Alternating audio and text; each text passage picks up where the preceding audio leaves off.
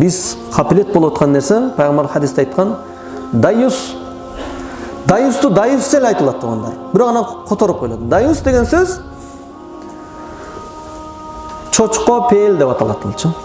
Чочколор ургачысына кызганбайт. Одан башка эркек айбандардын бардыгы кызганат. Чочколорго баары бир экен. Бирок тилекке каршы адам дагы ошондой пелге түшүп калат. Не кылат? Карындаштарын, жакын адамдарын кызганбайт. Жасап жакшынакай сулуу кийинип туруп чыгарып кое берет. Ресторандагы тойлорусун мынтип эрчитип барат. Мул даюстук. Айтып коелу, муну жасантып, кийинтип барган кыяматта аялы себептүү өзү 5 убакыт намазы жайында, орозо, ажылык, зекети жайында кайрымдуулук болуп, бейишке мына кирейин деп атканда дагы аялы себептүү через тозок өтөт. Болбой турган нерсе мына бул жерденчи. Эсептеп кете берели, мына майдаланды дебеңиздер. Чынын айтканда мечиттен чыкпайбыз, бирок ошол эле мечиттен чыкпаган адамдардын кыздары, аялдары жасанып жүрөт. Бул шариаттын жол жобосу бар, мисалчы, сырткы аял кишилер колдон келишинче боекторун өчүрүп, жыттарын өчүрүп, зарыл болсо ошону чыгыш керек да. Бирок тилекке каршы мен мына деп туруп кымбат кийимдерди, фигурасы көрүнөт кийимдерди сатып алып туруп, алып бара алат. Муну күнөө. Бул бир. Экинчиси, турмушка узатуу маселесин дайыстык сөзсүз эле мынтип үйдө зеластада кармаш эмес да. Турмуштан ажырап калышы мүмкүн, күйөөсү өлүп калышы мүмкүн, же бойго жеткен болушу мүмкүн. Бул эркектердин иши. Издеп жүрүп бериш керек. Издеп жүрүп ордо болуп калып, мисалы Абу Бакр, Умар радыйаллаху анху Хафса энебизди издеген. Абу Бакрга сунуштаган алып койбосуң. Мен бир караган эркек киши сал пас кеткен болушу мүмкүн да. Мына элестедим азыр. Мен карындашым алып койсуң деп бирок айтасың да. Бирок ушундай кылыш керек да, анткени аны турмушка узатып, тынчытыш керек. Жакшына бала чака болуп, түтүн булатыш керек.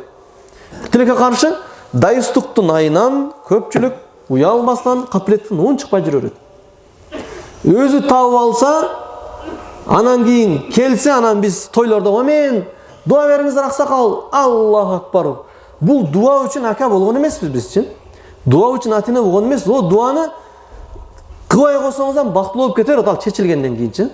Аны ошо тойго келген аксакалдар дуа берип коет. Ошолордун дуалары сал кабылыраак, анткени ахиретте бизден караганда көбүрөөк зикир кылат.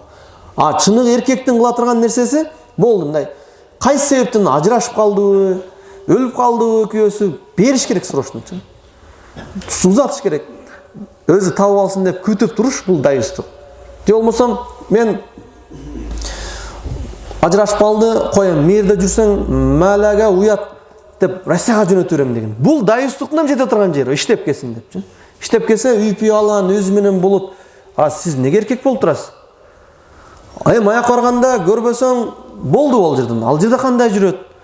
Эркек кишини ошон үчүн махрам деп атап, вали деп атап, кыз баланы көзөмөлдөгөн.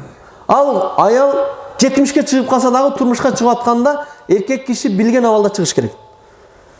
Бирок тилекке каршы сапарга узатып коюп, оны караш керек. Карындашым, сен жамансың, жакшысың билбейм, бирок сен мен тапкан акчаны эле жейсиң эмчи. Эгер турмушка чыксаң, күйөөң тапкан акчаны жейсиң. Онто өзүң көчөгө чыкпа, анткени сен баалуусуң деп туруп караш керек. Көндүрүш керек.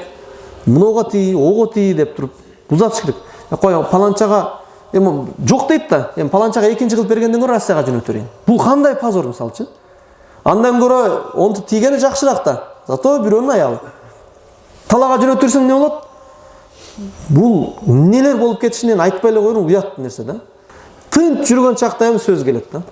Ушак, аял кишилер жок кыла турган нерсе. Ошого мына эркек кишилер дайыстыктын бир түрү жаныңызды карап коюш керек. Карап коелу, чынын айтканда көпчүлүк өзүнө коюп койгон. Аял киши өзү таба алсын депчи. Эркек кишилер кыла турган иш булчу. Пайгамбарыбыз айткан, эгерде бикир болгон болсо, жаңы турмушка чыга турган кыз болгон болсо, ага атасы же бир тууганы табат дагы паланчага берейли, ыраазысыңбы деп уруксат салат. Тустазан. Ал кыз ооба же жок деп турмушка чыгып кетет. Ал эми сайып болгон болсо, мурда турмушка чыгып ажырашкан болгон болсо, өзүнөн сурайт, кимге турмушка берейин? Айтчы депчи. Анткени кичине практикасы бар да.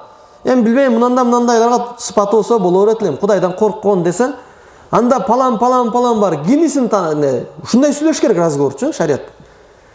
Паланчага тие берет элем десе, баары ошо менен жолун табыш керек. Эгер түз айтканга болсо, через мисалы кээде ишке кирип атканда биз окшотуп атпайбызбы?